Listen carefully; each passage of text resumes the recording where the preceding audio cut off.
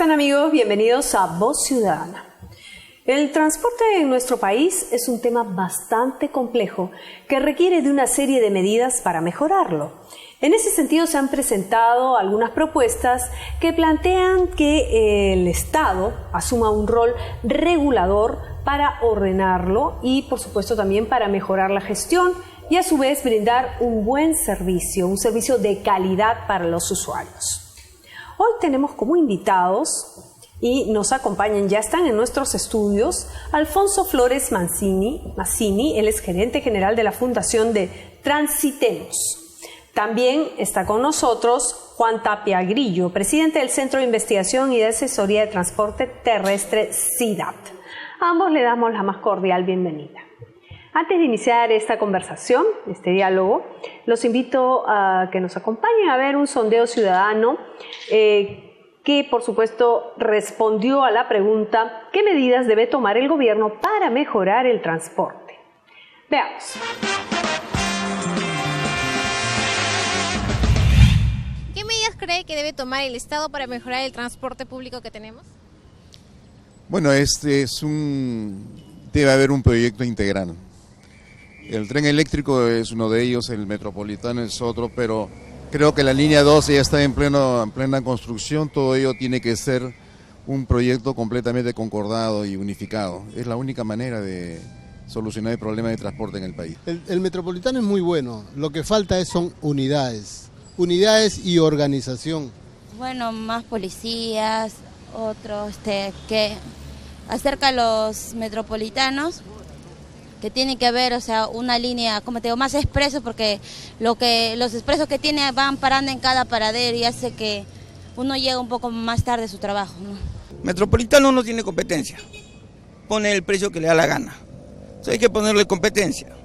Cuando usted le pone competencia, va a bajar el costo del pasaje. Tiene que haber más orden y más respeto a las personas mayores y sobre todo tener un cronograma bien establecido para que no exista mucho tiempo en presentarse estos vehículos.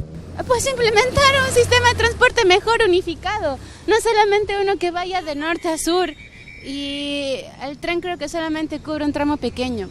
Mira, primeramente dar facilidad a los pequeños transportistas y darles trabajo, no solamente ayudarlos a los grandes monopolios.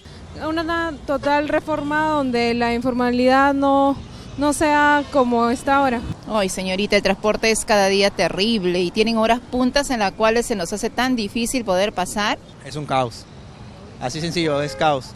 Porque yo que manejo, hoy día que no he manejado, pero yo siempre que manejo, de 6 a 8, de 1 a 3 y de 6 a 9 Lima se paraliza. Así de sencillo, se paraliza. ¿Y qué medidas crees que debe tomar el Estado para mejorar este sistema? Más que todo creo que es la redistribución de todos los buses.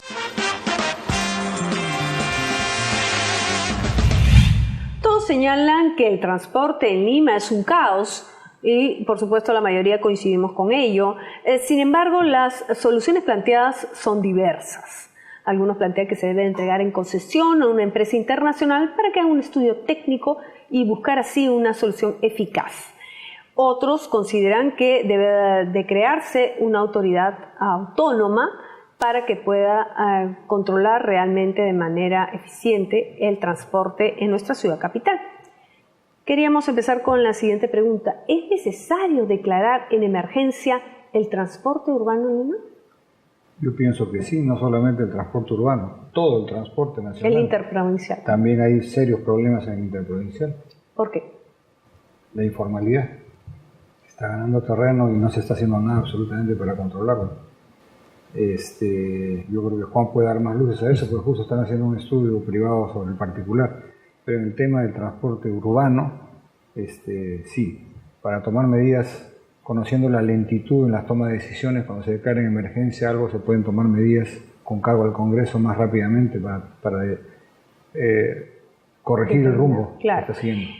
Digamos, en el hipotético caso que se declare en emergencia el transporte en Lima y a nivel nacional, ¿cómo se daría esta situación? Porque ahora, digamos, no hay un ente rector absoluto Antes era solamente el Ministerio de Transportes, el municipio de Lima, ahora se ha sumado también el Ministerio de Vivienda. Y cómo poder articular las medidas que se deben de tomar para que de manera unánime pues, se pueda tomar las acciones respectivas o correctivas del caso. Sí. El transporte urbano hasta el año 81 era jurisdicción plena del Ministerio de Transportes y Comunicaciones. Y la primera entidad en recibir el transporte urbano a nivel nacional de parte del gobierno nacional fue la Municipalidad de Lima. Y esto se produce a fines de diciembre del año 1984. ¿Esto fue mejor o peor? Yo diría que fue mejor a partir de los resultados que se mostraban y a partir de la experiencia internacional, ¿no? En lo siguiente, yo pongo un ejemplo, ¿no? A mí me tocó la oportunidad de ser gerente general de Natru Perú, una empresa pública que tenía 1000 buses en Lima, y el Natru en este momento transportaba el 20% de la demanda. Esto quiere decir de que el 20% de la demanda de Lima viajaba en un bus con chofer, digamos, uniformado, con una empresa que le pagaba sueldos, no había los correteos que había, ¿no? Y aún así, con este 20%, lógicamente faltaba flota, ¿no? Para poder atender la demanda, que era otro tema, pero era el 20% de la demanda. Estamos en el año 2016, esto quiere decir que han pasado aproximadamente ya, si podemos decir, 20, 26 años, y Lima nos encontramos que tiene un metropolitano que transporta el 5.5% de la demanda, ¿no? Y tenemos un tren eléctrico que transporta el 3% de la demanda. Esto quiere decir que de lo que antes era 20, tenemos 8.5% de la demanda de Lima que tiene un transporte más o menos. Esto quiere decir que si nosotros nos miramos a sí mismo, estamos peor que hace 26 años. Hemos retrocedido. Hemos involucionado, ¿no? Hemos involucionado. Y el problema se vuelve grave. Entonces, una de las reflexiones que uno puede tener es primero, creo que, digamos, uno se pregunta qué está pasando, ¿no? Y no hay que pensar mucho, ¿no? En mi caso particular, como consultor internacional, he tenido oportunidad de trabajar en 10 países del mundo distintos, 30 ciudades del mundo, 20 años de consultoría internacional. Y lo que está pasando en Perú, sugeridamente, es, primero, un problema jurisdiccional, que es claro y clave, y creo que en tanto este problema jurisdiccional no se resuelva, cualquier cosa que se haga no se va a resolver. ¿Y qué significa este problema jurisdiccional? Por ejemplo, ¿no? Yo puedo ir a Ciudad de México y le pregunto al taxista, ¿quién te da el permiso? Y el taxista me va a contestar, el Ministerio de Transportes y Comunicaciones. ¿Y por qué? Porque es infraestructura nacional. Y en donde hay una infraestructura nacional no se mete a nadie, más que la nación. Llego al aeropuerto Jorge Chávez y le pregunto, ¿quién te da la autorización? Ah, la Municipalidad de Callao. Donde el ministerio y el propio aeropuerto puede hacer poco con el orden del taxi, porque de él no depende del ministerio, no depende de Corpac, no depende de la... Pero esto no genera también después que si les quitan la licencia o les retiran, se van a otra jurisdicción y sacan también o acciones de amparo. No, porque es un tema de jurisdiccionalidad, digamos. Te pongo un Eso ejemplo. era en el caso de las rutas, digamos. No, en el caso de las autorizaciones en general, ¿no? Por ejemplo, esta doble jurisdiccionalidad está ocasionando de que si, por ejemplo, tú vas a Argentina o vas a Santiago de Chile o el caso mismo mexicano, quien regula el servicio lo determina el propietario de la vía, el propietario de quién es dueño de la infraestructura. Hoy en día nosotros nos vamos a la avenida Néstor Gambetta, que es una vía nacional, y vemos circulando mototaxis. Significa que el mototaxi lo autoriza cada distrito, ni siquiera la provincia. Claro, todo eso genera desorden e informalidad. Claro, porque no hay autoridad. No hay autoridad. No hay una autoridad, un ente rector. No, más que ente rector, no hay un principio jurídico quién gobierna, qué cosa gobierna. Es como por decirte, estamos en casa y un hijo llega a cualquier hora, la pregunta ¿quién es? ¿Quién determina qué hora ingresa el hijo a la casa? ¿El vecino o yo? Claro. ¿No? Tienen que ponerse de acuerdo. No, yo diría que no hay que nada ponerse de acuerdo. Que sea de frente el Ministerio de Transporte. No, debemos decir, si es una vía de carácter nacional, lo regula la nación. Te pongo un ejemplo. ¿Qué dice la ley del Ministerio de Transportes? Un servicio interprovincial, por eso se llama transporte interprovincial, lo regula el Ministerio de Transportes y Comunicaciones. Y tal es así que la ruta Lima-Cañete la autoriza el Ministerio de Transporte. Pero la ruta Lima-Callao, que son 2 provincias, acá tenemos ese problema. No la regula nadie. El problema con conurbación, que se está dando entre Lima y Callao, es el primer ejemplo de muchos que van a aparecer y están apareciendo a nivel nacional. Claro, regiones, en todas las regiones. 2 regiones contiguas con conurbación física real y existente. Entonces el transporte entre 2 regiones es transporte interprovincial. Así debería regularlo el Ministerio de Transportes, que regula el transporte interprovincial, a nivel nacional. pero no lo hace. Pudiendo hacerlo, no lo hace. Entonces es falta de autoridad. ¿Se puede decir que hay un vacío legal entonces? No hay vacío legal, está descrito en la ley, está descrito. El Ministerio, si deseara, si tuviera la voluntad, debería intervenir. Pero no es obligación entonces. Es obligación. Es obligación. Entonces no es si desea, debe de cumplir. Debe de serlo, claro. Pero me refiero que está sujeto a la voluntad de hacerlo, no lo quieren hacer. Claro, lo que pasa es que hay que recordar que Callao es una región. Sí, pues. Independientemente que el mismo territorio sea una provincia, también es una región Callao. Y Lima Metropolitana como capital ciudad es otra región. Y el resto de Lima es otra región. El transporte en Lima y Callao, más o menos el 72% de las rutas de transporte las administra Lima. Callao tiene creo que el 19%, hay un 5% de rutas de interconexión, que son justamente estas rutas que interconectan las 2 regiones. Así es. En ese 5% el Ministerio de Transporte es el ente facultado a regular y a administrar. No lo está haciendo, habrá que preguntarles por qué. Ante esta situación y ante la pregunta de si es necesaria una autoridad única de transporte urbano, el Ministerio ha tomado las recomendaciones que están planteadas en el NAMA de transporte urbano, que son las acciones de mitigación del cambio climático que Perú ha suscrito ante la COP21. Una de las medidas que está es la creación de esa autoridad única, y es competencia del Ministerio de Transportes en llevar la propuesta. Ellos ya han hecho una propuesta conceptual de lo que piensan debe ser esta autoridad única, que estaría adscrita al Ministerio de Transportes.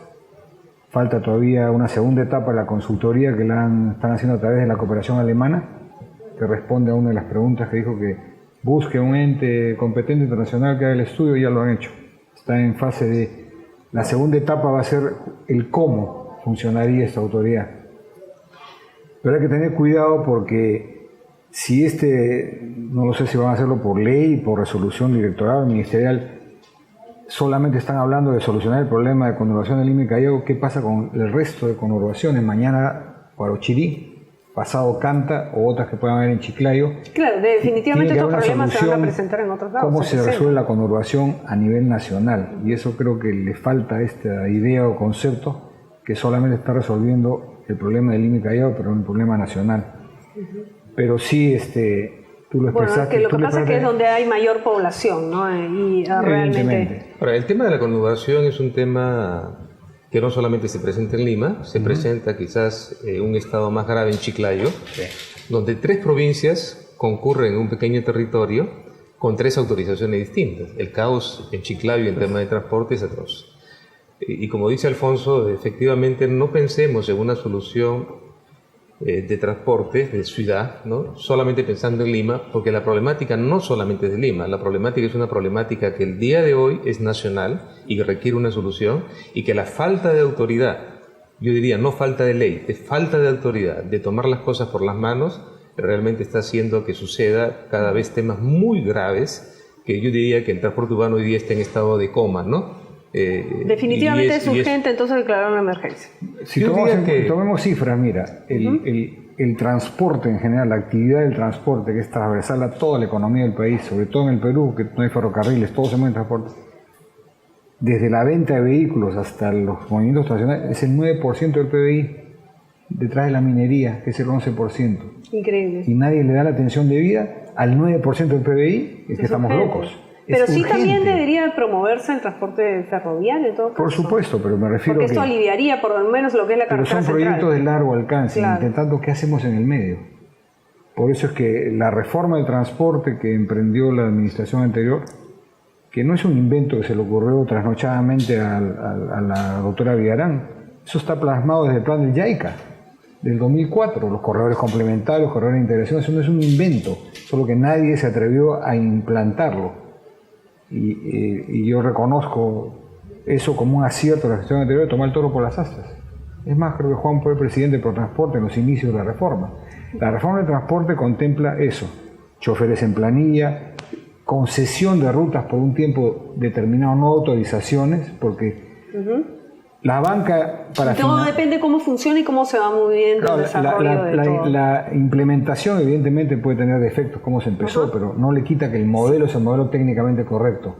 Y para que las empresas de transporte se formalicen y sus choferes estén en planilla y no manejen 18 horas sino 5 horas y no haya correteos y puedan acceder al financiamiento de unidades nuevas, que ahora nadie financia el transporte, se requiere que tengan autorizaciones o concesiones por 10 años, que es la garantía que tiene el empresario ante el banco. De invertir, en todo caso. Entonces, bien, esa reforma tiene que continuarse, mejorarla, definitivamente todo es mejorable, pero no se puede retroceder al modelo anterior. Definitivamente. Sí, acaba bien, de salir, si me permite, vamos a hacer una breve pausa y regresamos con las alternativas de solución al problema de transporte, no solo en Lima, sino también a nivel nacional. Pero antes, por supuesto, con nuestro acostumbrado bloque de opiniones a través de las redes sociales. No se muevan.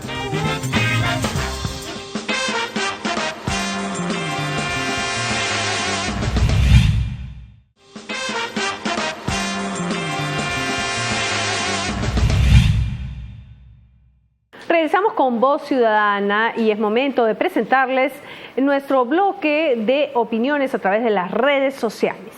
Y vamos con la pregunta: ¿qué medidas debe tomar el gobierno para mejorar el transporte de Lima?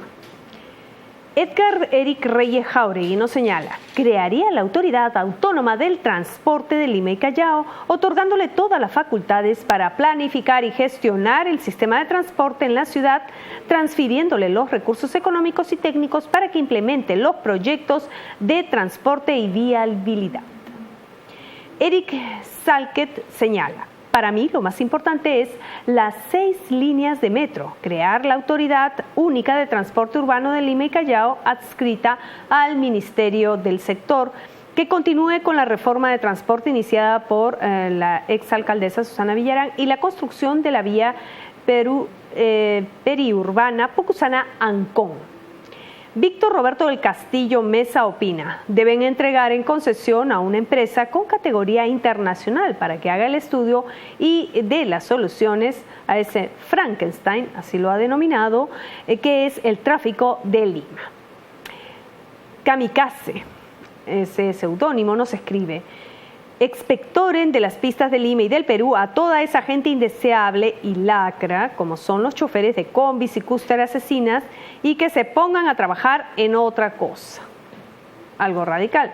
Carla Álvarez nos indica: los transportistas deben protestar por el mal estado de las pistas que malogran sus vehículos y afecta la salud de los pasajeros. Nadie dice nada al respecto.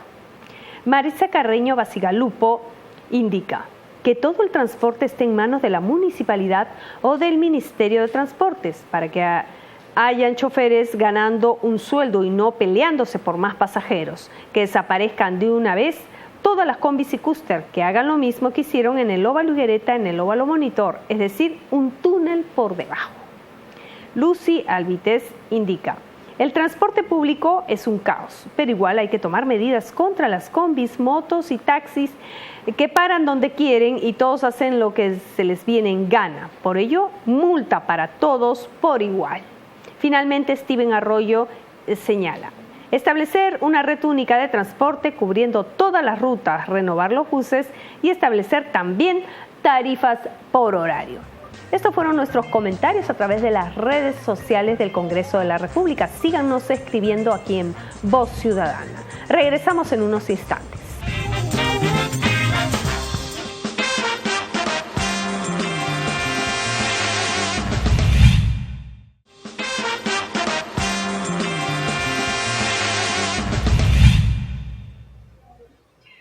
Bien, luego de escuchar las opiniones de todas las personas que nos han escrito a través de nuestras redes sociales y constatar efectivamente que existe gran preocupación por el desorden que venimos padeciendo todos los ciudadanos con el transporte tanto urbano como también privado.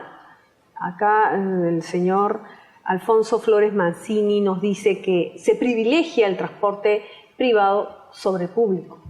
pero también queríamos consultar en todo caso qué se puede hacer respecto tanto del transporte privado como público, ya pensando en alternativas de solución a corto, mediano y largo plazo. Como política de Estado definida la autoridad, digamos, me refiero a evitar la doble jurisdiccionalidad, en primera instancia tiene que haber una política clara de apoyar el transporte público. Porque el taxi se ha vuelto, y el mototaxi, una especie de comodín en el cual la gente viaja en taxi no porque quiera viajar en taxi, porque no tiene alternativa. Y en términos, la mayor cantidad de autos privados estén en la calle, lógicamente esto va a causar una serie de externalidades, contaminación, velocidades lentas, ¿no? Un conjunto de efectos que determina la sociedad. Un impacto, un indicador muy sencillo de verificar en las calles de Lima es que cuando, por ejemplo, podemos salir a la avenida Bancay y contamos 10 autos privados y 5 son taxis, ¿no? Realmente las vías de Lima, si sienten congestión, es porque están siendo invadidas por el taxi. Un taxi que puede ser sustituido por vehículos de mayor capacidad, como pasa en muchas ciudades del mundo, y la gente va a viajar en el transporte público, ¿no? Este es un elemento. Este concepto es un concepto de política macroeconómica que el país debe tomarla de forma importante.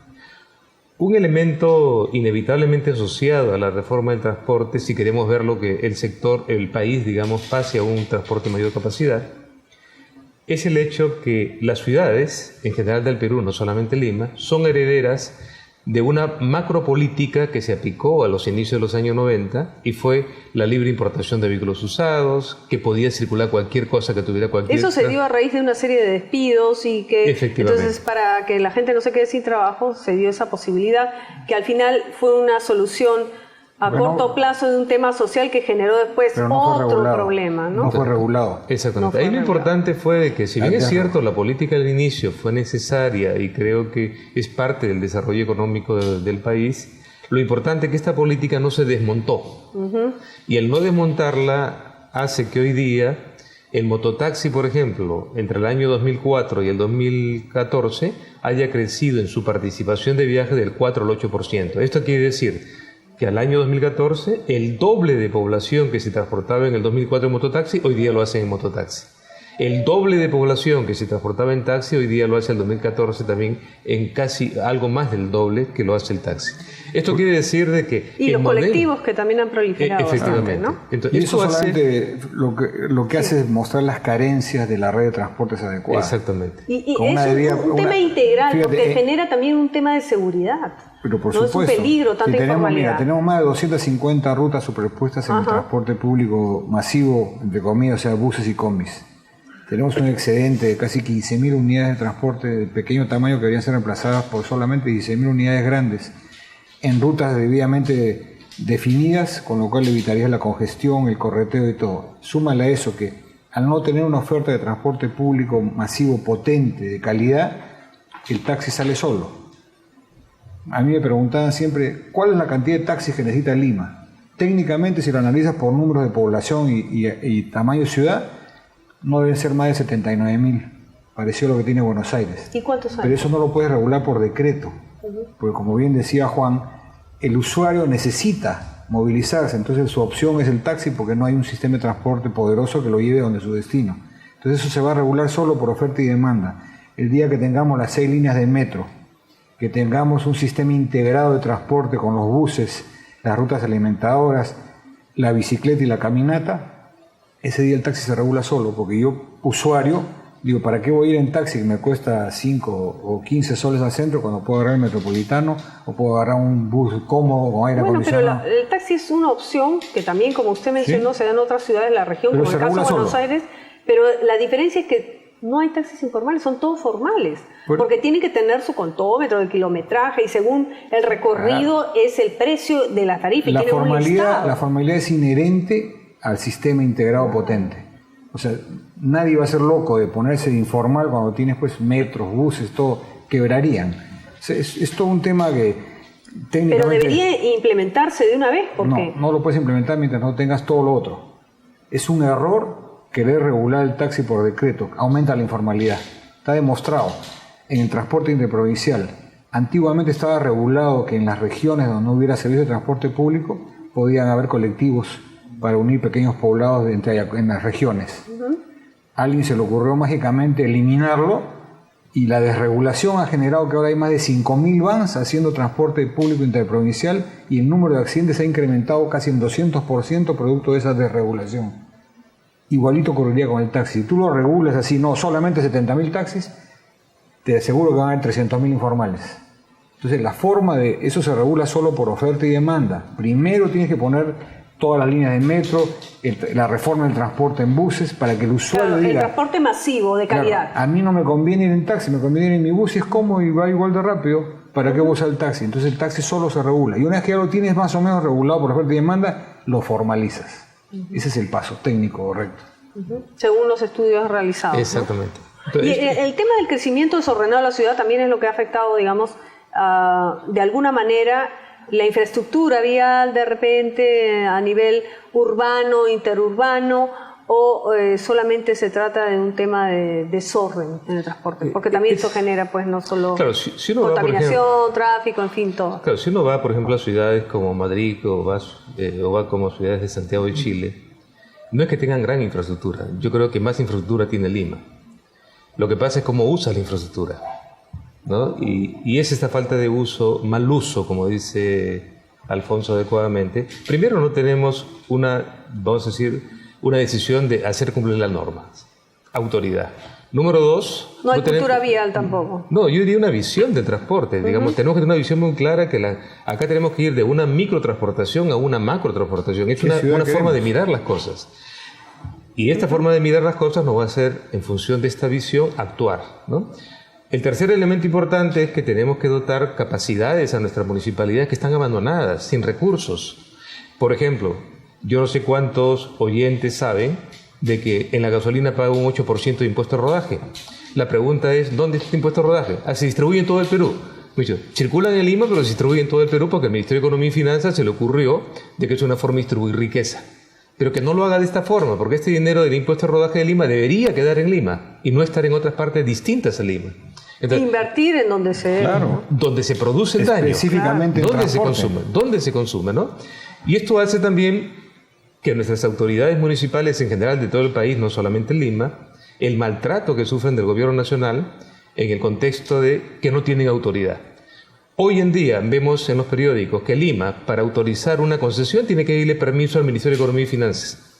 Yo me pregunto, vayamos a Guayaquil, vayamos a Quito. ¿Quién construye el aeropuerto internacional de Guayaquil? El municipio de Guayaquil. ¿Quién construye el aeropuerto internacional de Quito? Es la municipalidad provincial de Quito, ¿no? Y acá, para querer sacar una ruta, hay que pedirle permiso al Ministerio de Economía y Finanzas. Entonces yo creo que estamos en un país centralista, tenemos que descentralizar el país.